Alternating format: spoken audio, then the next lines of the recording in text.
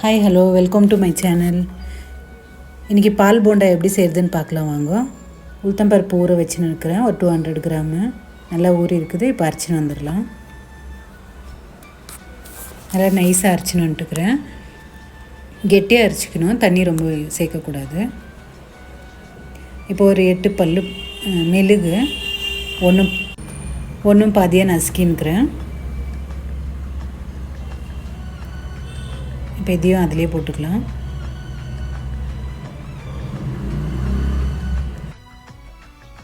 Salt கொஞ்சம் போட்டுக்கலாம். நல்லா மிக்ஸ் பண்ணிவிட்டு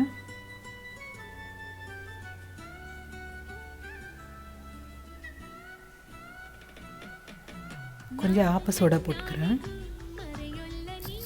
நல்லா மிக்ஸ் பண்ணி கொடுத்துக்கலாம். இப்போ ஒரு கடாய் வச்சு கொஞ்சம் எண்ணெய் ஊற்றிக்கிறேன். எண்ணெய் நல்லா சூடாகட்டும்.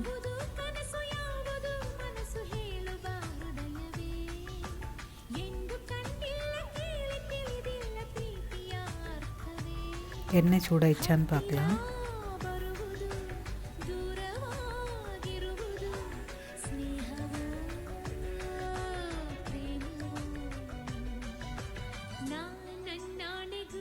எண்ணெய் சூடாயிட்டுக்குது. போண்டா போட்டுக்கலாம்.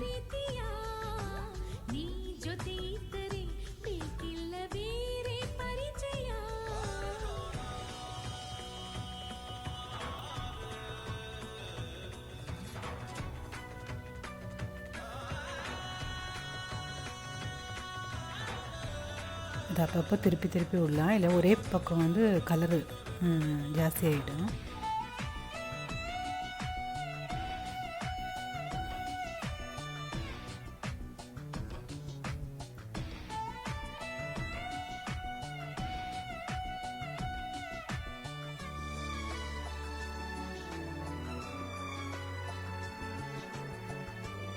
உள்ள நல்லா வெந்துச்சு பாருங்கள்.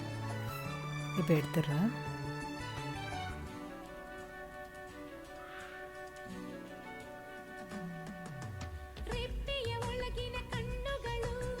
இப்போ திருப்பி போட்டுக்கலாம்.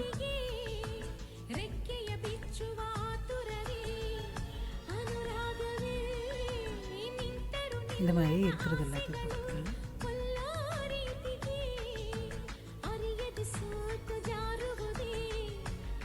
பெரிய கடாய் வந்து மொத்தமாக போட்டுக்கலாம்.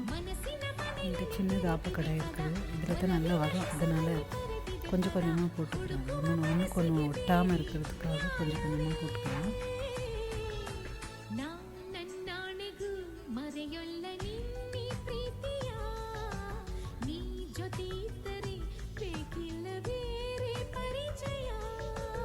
இதை எடுத்துடலாம்.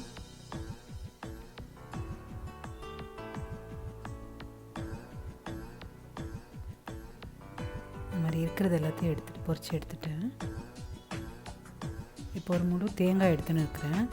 அதை கட் பண்ணிவிட்டு 3 ஏலக்காய் போட்டு நல்லா நைஸாக அரைச்சிடலாம். தேங்காய் பாலுக்காக.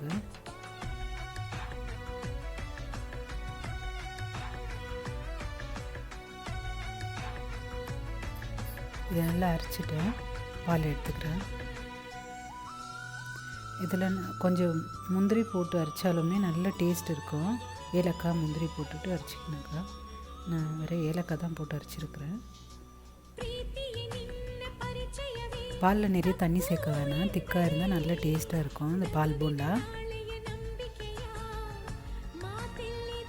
இப்போ தேவையான அளவுக்கு சர்க்கரை போட்டுக்கலாம். அதில் நல்லா கலந்து கொடுத்துக்கலாம். பால் பாருங்கள் நல்லா திக்காக இருக்குது.